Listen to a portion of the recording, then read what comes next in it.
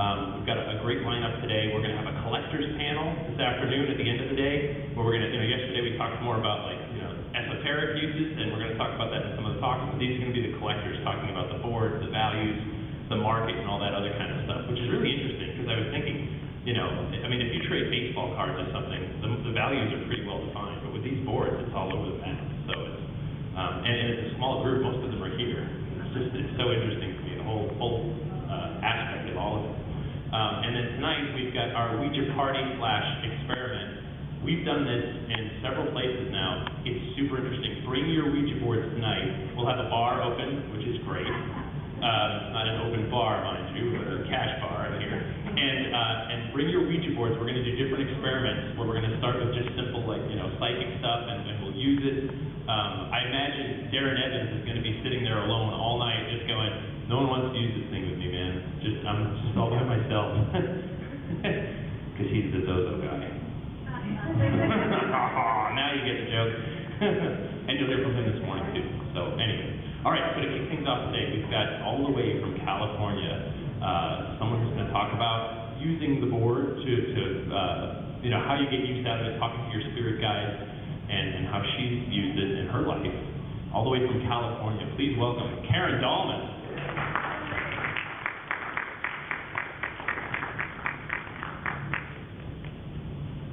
Thank you kindly. I must say I'm really excited to be here, standing here in front of you guys. I'm new to this whole thing. Who else is new to coming to a paranormal event? Yay, a few of us. This is my very first. So I'm thrilled to be here in front of you guys.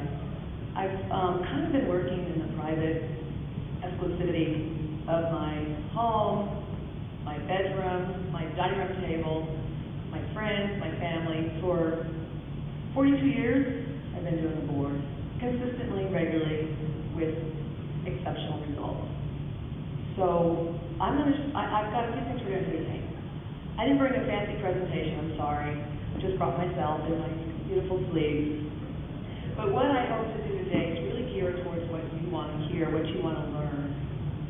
I'm going to ask you questions in a little bit and try to find out what your intent or your goal, your desire, your drive to use the Ouija board is all about.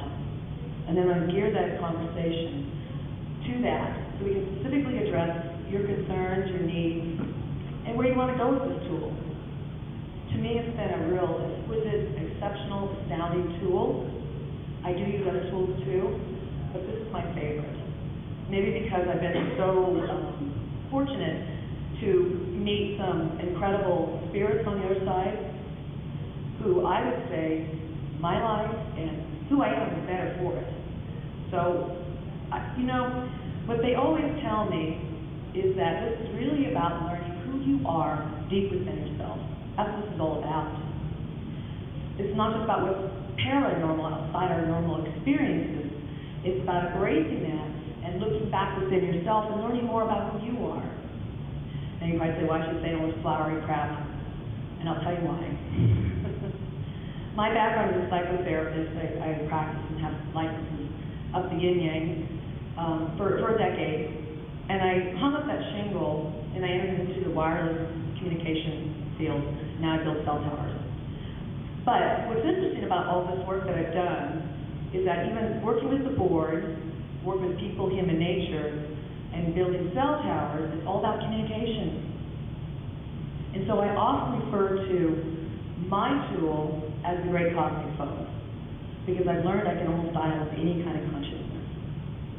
And I'm going to take you through just a little history of mine so you understand where I'm coming from and why I'm excited about this tool and why I'm excited to be here for the celebration of Ouija, because I've been doing it for so long, and we share a similar birthday, and my birthday was coming too, so I'm celebrating my birthday that way while I'm here. Anyway, so let me tell you, when I was 8 years old, I was playing with some friends down the street. My dad was in the military, so we traveled a lot to different bases. So I moved a lot. I was used to meeting and making new friends. My girlfriends, they said, hey, come on down to my house, we're going to play a new game. I said, okay. So I go play Monopoly, Candyland, something like that. They pulled out the Ouija board. I really didn't know what they were. I think I might have heard about it, I don't know. This is 1973. So they pulled it out, they started using it. Now I want to tell you the story, I'm going to step in here and interrupt myself, because this is a huge factor in my use of board, and this factor repeated itself quite a few years later, and it really woke me up to some things in how to use this tool. So they pulled this board out, and these two sisters are sitting there playing around, and then all of a sudden they start talking to this being, they said. I was like, well, who is this? They're having like conversations, like as you would with a girlfriend or with your little kid. And they said, this is our dead sister. I said, what? Wait, I didn't know you had a dead sister. Turns out one of the girls was a twin. I did not know that. And her sister died shortly after birth. Yes, they said she's like their age now. One of the girls was like 10, so she would have been 10. I thought, oh my God, they grew up in that other world? You're talking to her? I said, come on, let me try. I said, they're pushing it. I'm not pushing it. I was so certain they were pushing it. I don't know, it was pretty amazing, the conversations we had with this little girl. They're like, Karen, we talk to her all the time. The parents didn't even know they were doing this. I run home immediately and said, Mom, Dad, oh my God, it's real. You can talk to the dead. They weren't as excited as I was. They rolled their eyes and they go, yeah. I go, no. This Ouija board. Oh, I go, I had one of those. And Mom said, yeah, I think I used one at a slumber party. They didn't buy it, but they said, you know, whatever you like to do, that's fine. I said, don't worry, Santa Claus will get me one for Christmas. I'm not going to ask you guys. Santa will bring me one. Well, lo and behold, Santa did. And so that kind of started me on my odyssey with doing the board. If I could back up a little further, people ask me, why do you have such good results on the board? I'll give you the story, we'll be talking about that, but I really think it was, when I was younger, I had all kinds of interesting visitations. And by the way, I believe my story is a lot of your stories out there. You're interested in the paranormal, you're interested in the metaphysical, you're interested in the supernatural. I think it all began with probably a lot of similar kinds of stories of visitation, miraculous dreams, experiences. Well, I would see a lot of things in my room, around the place, lights, wars, all kinds of fun stuff. I also had an imaginary playmate, but he wasn't so imaginary. And I will say this, he's still around me. I call it he.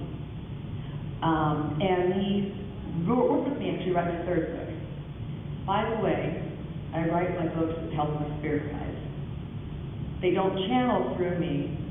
We just have great discussions, and from that, I write the stories, write the books, just to share a little bit about my experience.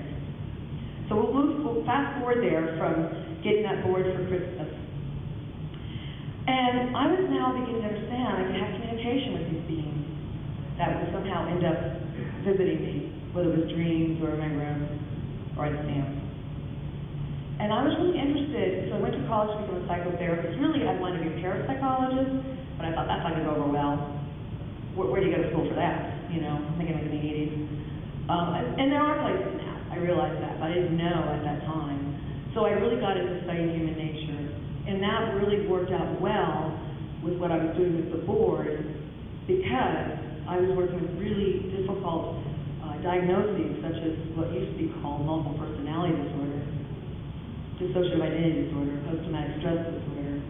And I really got to learn what it is about human nature that can remember things somatically in our body for years and years and reappear as you start recalling the events. And I witnessed some really interesting things that again made me think about our soul has memory. I call it soulular memory, S-O-U-L, soulular memory, that I believe that comes with us and can also carry through life. And so as I was beginning to communicate over the years with these different beings, entities, deceased people, I began to hear what it was like on the other side. They were always willing to share information. I started out speaking with dead people, deceased people, loved ones who passed on. Casey likes to tell me that's what they call them. And they became I call them my spirit friends. We have relationships.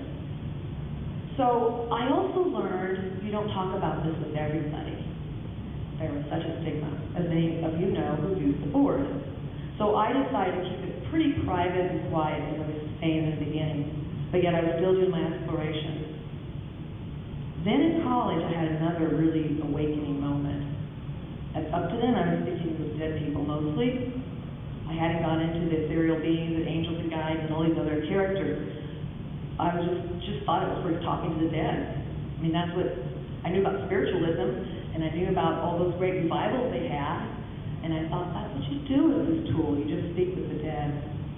Well, Ouija goes to college with me, and I wanted to show everybody, look at this incredible tool. I mean, I've always been excited about it, passionate about it, to say the least. I said, I want to show you guys what this can do. Well, I meet some of my friends that are deceased. But what happened was another story about a sister. Very similar to the one that happened in 1973. Now we're like in 1986, so about 13 years later. Okay, so people say, the Ouija board doesn't work. And they say that, they go, well, you blindfold somebody, spin the board around, you're not going to get a message. Hogwash. I did that experiment. And I did it in college. And it's because back then I wanted to prove that this thing really works. I don't really care anymore. I want to share my story. That's it now. It doesn't matter if people believe it or not. So I had a bunch of girls gather. I think there was like 8 or 9 of us in the room. By the way, these stories I'm telling you are all in my different books. This one's in my second book called The Spirits of Ouija, 4 Decades of Communication. And probably the book that brought me here to talk to you all.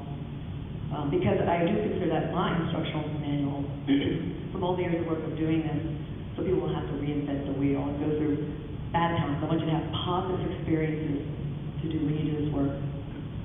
So I had the girls gather and I said, okay, we're going to do something for you this time. We're going to go ahead and blindfold ourselves. Now, I knew we would get incredible messages. It wasn't a concern for me if it was going to work. My partner was really good at using it. Up until then, we used my little 1973 board. She had like a 1950 board, a little bigger board than mine. So it was before Parker Brothers.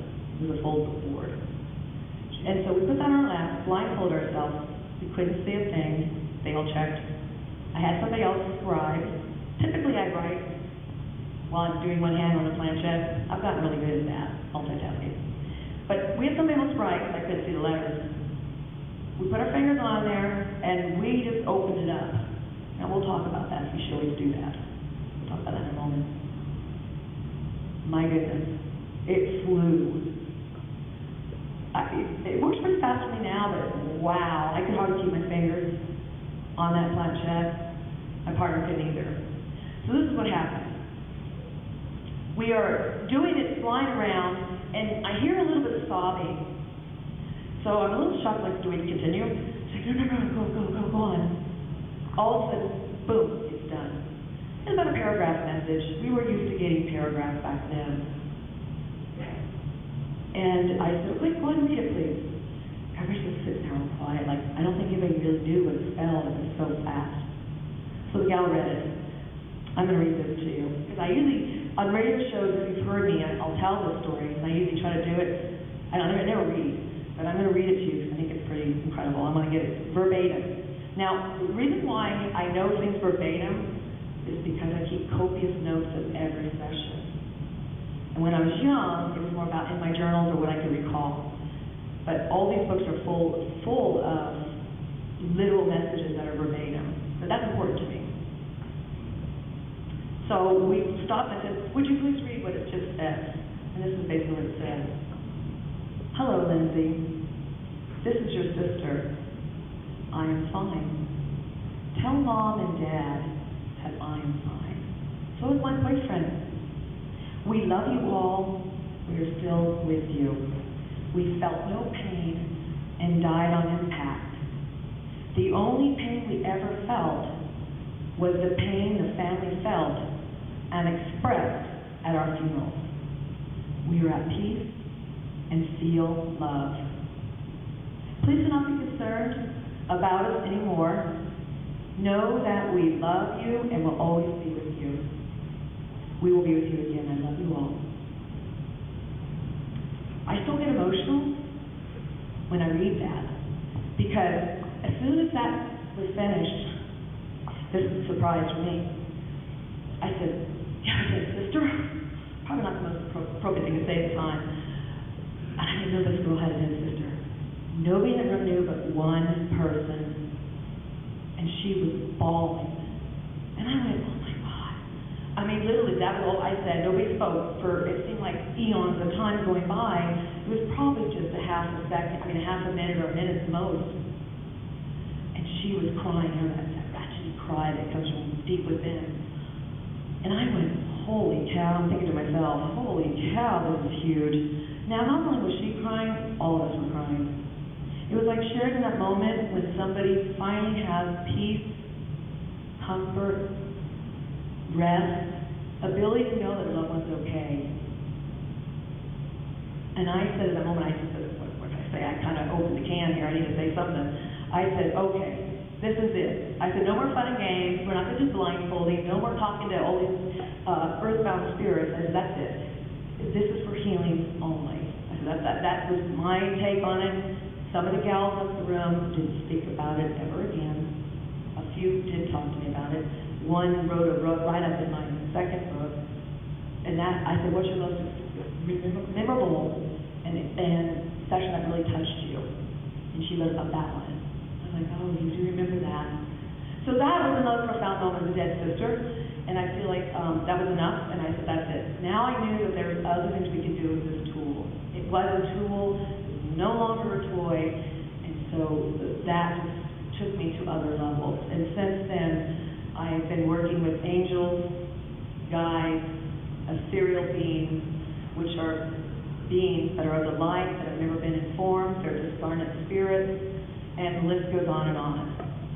I also use the board to communicate with animals, dead and alive. I talk to my very live cats. And I talk to other people's animals too. So, and there's more and more stuff and abilities, and I realize the consciousness you can communicate with, as long as it's sentient, it just list goes on. And so I really want to work with you today now on the possibilities for your communication, so you can have those good experiences and pick up where I left off or where I am, because there's so much research here to do, and there's so much here to talk about, and I want to hear everybody else's stories. And I appreciate those who've come up and we've had a conversation about your board use or your psychic abilities. I think all that's fabulous, because this is related as well. I find that the more I've been doing this work, on this level now, okay, on this level, it's actually developed my empathic intuitive ability. So I see it as a win-win in many situations. So what I'd like to do is I'm going to ask you, the audience right now, what are your reasons for doing Ouija? Meaning, I'm going to write this down and I'll show you guys, because we're going to talk about this. What are your goals? Why are you doing Ouija? What's your purpose for doing it? And so, would somebody raise their hand and, there's my pen, hold on. Somebody raise their hand or blurt out. Why do you do it? Why would you want to do the Ouija? Anybody? We use it on ghost investigations to try to get further information about what happened in the past. Okay, she said paranormal ghost investigations and to dig in to get further information about the past. Okay, I'm going to put down investigations. Will that work? Okay, investigations. So we don't necessarily try to talk to someone who's dead. We use it more as close cognitive tools. Like investigation research. Correct. Okay, excellent. Anybody else? I want a few up here. Curiosity. Curiosity, who said that? Curiosity, great.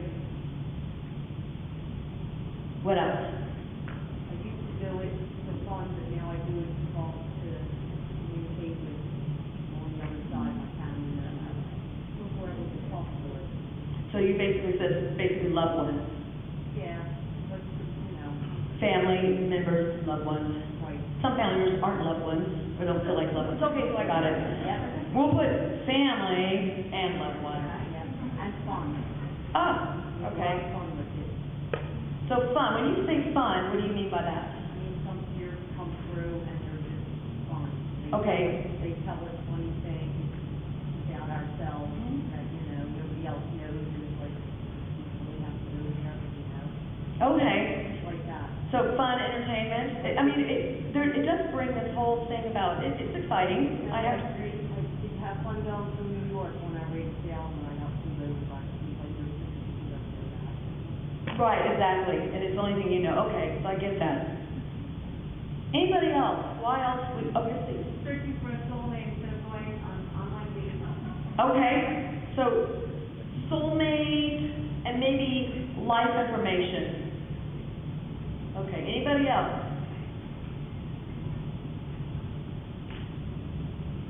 Okay, that's really good.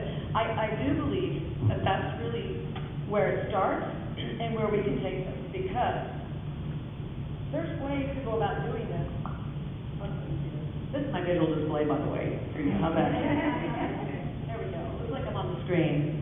All right, we've got investigations, research, curiosity, family, loved ones, fun, soulmate, life information. Okay. Down here, my blocks. Okay. This is what I think is important now. We don't have to reinvent the wheel, or we can. But I want to talk to you about how to do these things right here.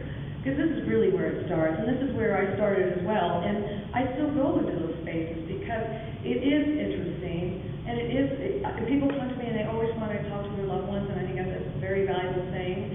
And people ask questions like, what's coming up for me? Loved ones, where's my soulmate? Stuff of that nature. So let's talk about this. Let's think of talk about how we're going to be safe with this. I actually detailed 13 steps. I like the number 13. It actually just came out that way. It's funny.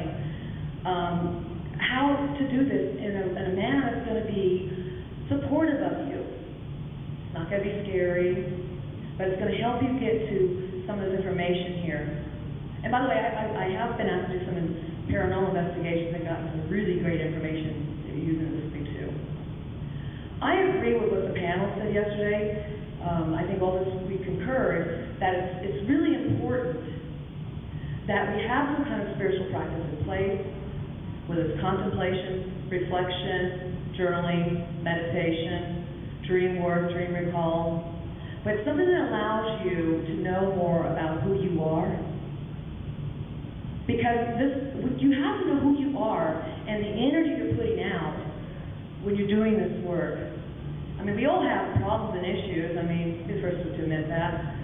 Spent many years in therapy, not just as a therapist. And you know, it's good. It's really good because looking at ourselves, and this tool allows you to do this. Because what you start to see out here sometimes might mirror, you know, your intent, your level of energy. So the first thing I want to talk about is intent. These are your goals, and we have to have intent that match that.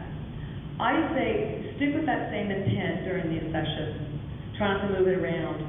You don't want to confuse yourself, confuse the energies coming through, whether it's to see people.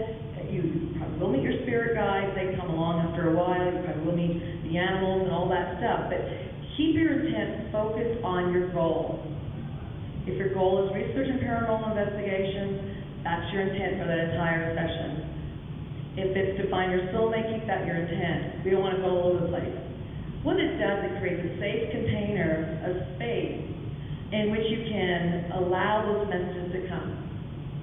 So the number one mistake that I think beginners make on the board is asking only yes and no questions. Now why would that be? Take a stab at it? Any ideas what that'd be? Okay. I don't do it. When I was little, I didn't know what to do. I'll tell you why I don't do it. What I've learned, and I can show you what messages I get. What I learned is I help them learn to spell and use the tool. They're going to use it. And you just know it's black and white. Things are black and white. They are shades of gray. And so it's good to allow them to have a voice and to share that voice with you through their messages. But it takes a lot of patience and persistence. So the topic that I'm talking about today is practical Ouija, getting the most mileage out of your planchette. My approach has always been it takes many miles under your planchette on the board to really get those legible, intelligent long-winded paragraphs, even sentences, messages, and it will happen. If you have an aptitude for this and you want to do it, it's going to happen. Now, yeah, people get a little blocked. That's okay. I've seen it myself with people I worked with, but I've seen them all develop to some level, to some degree with this tool. Yet some of you, and I believe a lot of you here, already have an aptitude because you already are working in this paranormal, supernatural, metaphysical realm. So you have an aptitude to allow yourself to allow the flow of communication. So you want to set the stage for them, meaning when you have a session, you want to create the ambiance. Number one, you create the ambiance by how you feel physically, emotionally, spiritually, all those levels. Mentally, where's your mind? Again, you got to have your intent. That's the first thing you want to do. And you want to have an environment, a space that you use the board, and I say keep it consistent. So I typically do the board at the dining room table. The same corner, I have the same little ritual. You don't really need all these things, but it helps me move into that space to do this work. And that's why I do it. Plus I'm teaching people when they're using the board with me, this will help get you in that space. A lot of people don't practice all this stuff all the time. Meditation or contemplation or reflection or energy work. So you have that ambiance yourself, internally, externally, in the environment. Those are the things you can control. Now, this is interesting, I find. Over the years, there's things I can't control. Get this now. Just like the wireless cell phone towers, if there's inclement weather, sandstorms, solar flares, our towers don't work that well. Guess what? They don't work that well with the spirits either. They have a hard time coming through sometimes, based on atmospheric effects. So I talk about that in my book too, because you really can't control that, unless you can control the weather. Some people may be able to here, I don't know. I haven't been able to yet. Maybe last night with our intentions, we were able to get the rain in California we definitely needed. Or help the violence out, so we don't have violence out here. So yeah, that's another thing you can't really control, and they can't always come through, but they'll tell you later why, and I received a lot of messages why they couldn't come through, but that's okay. So that's what you can't control, but when you control your ambience, your setup, how you're going to do this work, you have 85% of it ready to go. The next thing you want to do, and I'm just helping through these steps, because I consider this book, right here, this has become, for me, and a lot of people that read it write me and say, this is the instructional manual to doing this, because in here, it's all in here what we're talking about, and then some. But, because, Ouija doesn't really have instructions. But, okay, so, I always recommend breathing, deep breathing. And I have a special breathing that I learned doing the board work. They actually taught me this breathing technique. But it's called hips to heart. And it's really about grounding into the earth, in your hips, I call it the throne, the sacrum, the sacred area of the body. And then breathing back up to your heart and opening the heart chakra. Bringing in the loving energy. This helps, again, create the atmosphere. Plus it allows you to relax and get in a receptive state. That's the key to be in a receptive state. Then after you're in that space, I always do a little prayer. It's something I developed over the years too. It started in 1994, I believe, this one prayer, when I got really serious with my work. I'm doing this tool, and I use that prayer. There's a few other things I do. But overall, that's what I do. But however, all the time, I'm doing my other work. I don't play needles protection, but I still call it in.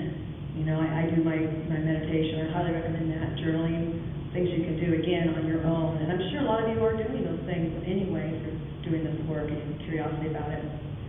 So, okay, so we prepare the session. I think if you were here yesterday,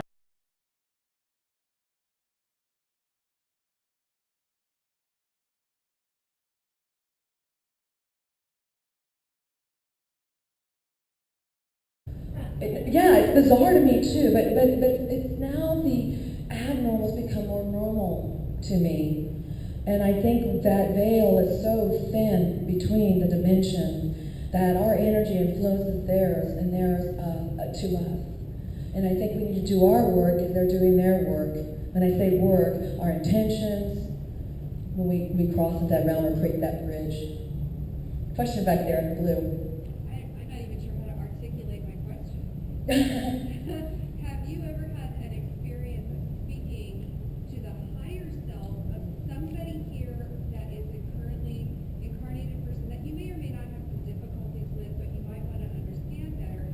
Have you been able to connect with the higher self of another living person and get any information from that? Great question. You walked a little late, didn't you?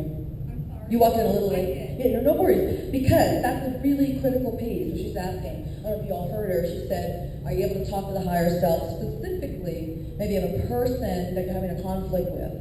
Absolutely, 100% yes, all the time. All the time. But now you can talk to somebody's higher self. Like I can't go, okay, Alex, I'm going to talk to your higher self, unless he gave permission. So if he's open to it, on some level, and it's never going to disclose your secrets. That's another thing I've learned. That you don't want, your skeletons are going to come out, which is what I've learned. They're very protective of that themselves. This is another way you know they're good beings. I'm kind of, throughout this talk, I'm giving you pointers on how you can tell if it's good or not. But yes, you can, and I do it a lot, actually. And a lot of times I will just talk to my higher self, and I was telling them, I spent 4 years 3.5, 4 years, doing an experiment with that. And the messages were just so profound and prophetic. But even though it might have been my higher self speaking, it became like I call it like a hive mind. I know it sounds sick, but it's like a group think tank of all the higher selves. 3 of us would do this together, getting together, and these communications could relate to all of us. The messages now that I get can be specific, but as Rosemary knows, they're usually for everybody in the room. So then they pick a topic. What is the nature of evil? And they'll pick a topic like that and ask me a question, or the fellow members' question, and then we're supposed to discuss it, and they're supposed to just help us have a deep conversation about it. The higher self works much that way. This is my recent book. I talk a lot about that and how to access that. This really isn't hard. If I can do it, you guys can do it. I mean, I really sat in my bedroom doing this stuff, and all of a sudden here I am. My question is, I get on the Ouija board and friends want to do this with me. And always in the back of my mind I think, you do all the bad stuff. I've been doing it for almost 30 years. That's right, we spoke. Right. So I go in, sometimes I'll do it as a crapshoot, like whoever wants to come and talk to me, but I don't really want to do that. That's why a lot of times I'll turn to family and friends. Is it okay to call my spirit guide? Absolutely. Call her spirit guide, or Yes. somebody that I know I can trust. I highly recommend that. I'll repeat it. She said she likes to do the board, and she has negative people around her that maybe aren't the best to do it with, but she would just allow a crapshoot to happen, and I did too in the beginning. Right, and I don't want to do that. I highly recommend you don't do that, and you'll hear why from Darren Evans. Yeah, no, I recommend you can have your goal. And you know what I do? I have this paper I keep. It's an ongoing, and it's electronic. And I write down what my next session is going to be. And I write down the goal at the top. And my goal now has become working with my spirit guides and friends and anybody that needs, my friends that come and need assistance, for the highest good of all, and that we learn to explore consciousness and increase our awareness in life to make it a little bit easier for ourselves. I think it's a gift. So, yeah, you need to have an intention and a focus. And I would state that when you open the board. I do one more thing, I write it down too. Again, all that's in that book. Because I think that's a great question. If we go about it willy-nilly, you're going to get willy-nilly things. I really believe that. I've done it. Yes, please. I feel like when we as a collective use the board, we kind of do it for ourselves. But have you ever had an instance where you actually helped whoever you were using it? Not necessarily a problem. No, I know. It touches me. Yes. I've met many spirits who are lost, who want help. It's not me to push my agenda on them. If they don't say, can you help, or ask me, I don't go, do you need help? I gotta release you to the light. I don't, because we're dealing with karma here and soul contracts. I don't know what people's soul contracts are. I don't even know my own. I'm still trying to figure that out. Shit. But okay, so, yeah, I do, and I can tell you how we're doing on time. Okay, I've got to wrap it up here, but I'll tell you real quickly, because it's a beautiful story. I was in Mexico about 4 or 5 years ago. It's in my book. And unbeknownst to me, my girlfriend brings out her glow-in-the-dark planchette. Now, I was going to Mexico for R&R and golf. Golfer's heaven, and I was thrilled. I was doing Ouija, not because I don't like doing it, because I don't do it all the time. I have other things in my life I like to do. She had that damn planchette pointing at me on the nightstand between our beds. I didn't see it, and she thought it was funny. I'll tell you what happened. I get up, I'm getting ready, we're going to get up like at 6 in the morning, we hit the links by 7. Oh my God, that's early.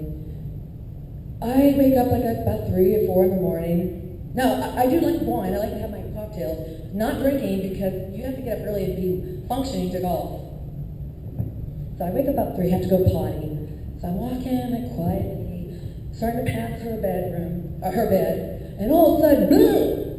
A ghost popped up, an apparition of this woman, beautiful, white, like bodice, late 1800s dress, hair up in a bun, Spanish lady, gorgeous. And she went, blah, and flew back, and I flew back and jumped in my friend's bed. And she's like, what?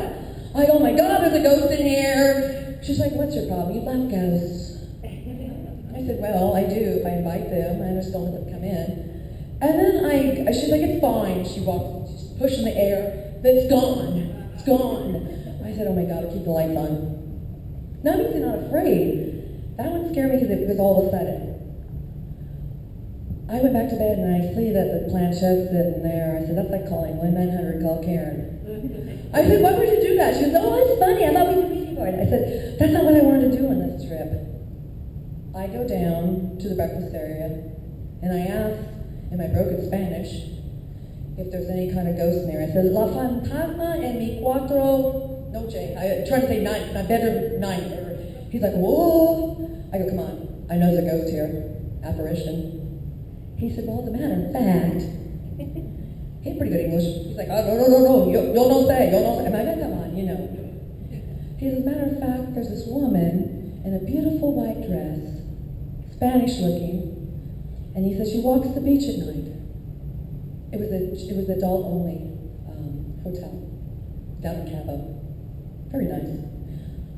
He says, we walk up to her and we say, can we help you, ma'am? And he goes, there, she disappears. I'm like, oh my God, here we go.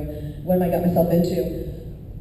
And he says, I shouldn't be telling you that, but he goes, also, there's this little girl that in the morning sometimes we see here, and she runs through the dining room, and she knocks plates and napkins, and I'm like, oh, hello, we got some stuff going on here. So, of course, I have to pull out the Ouija board. We do go golfing, we come back, I didn't play well that day. There was too much going on the night before. So we pulled up the board later that day, and we spoke to her. She spoke to me in Spanish. She goes, sustos, if I'm saying it right. I go, no, sustos a mí. I think I said, you scared me, and she said, you scared me. I'm like, okay, we gotta do this in English. That's as far as my Spanish goes.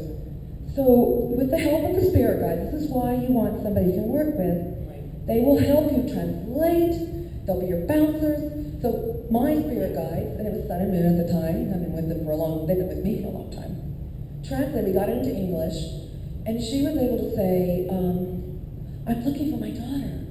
Where's my daughter? And I went, oh, I know the story about the kid that runs through here. Oh, okay. I said, I really think your daughter's about 50 yards this, or 100 yards this way. It was right on that. And I said, if you walk that way, I think the south, because, she didn't see the building. She didn't know she was really even dead. She was kind of like, it's kind of like that show, The Others, Nicole Kidman. It was weird. It's kind of like I was in a Twilight Zone episode. Felt like it. I told her where, I said, I think I know where your daughter is. I don't know, but let's try this out. So I go down to breakfast the next day, and the guy goes, the weirdest thing was, that little girl, somebody saw her again this morning. I said, I think that lady who walks the beach is her mother. But let's see what happens.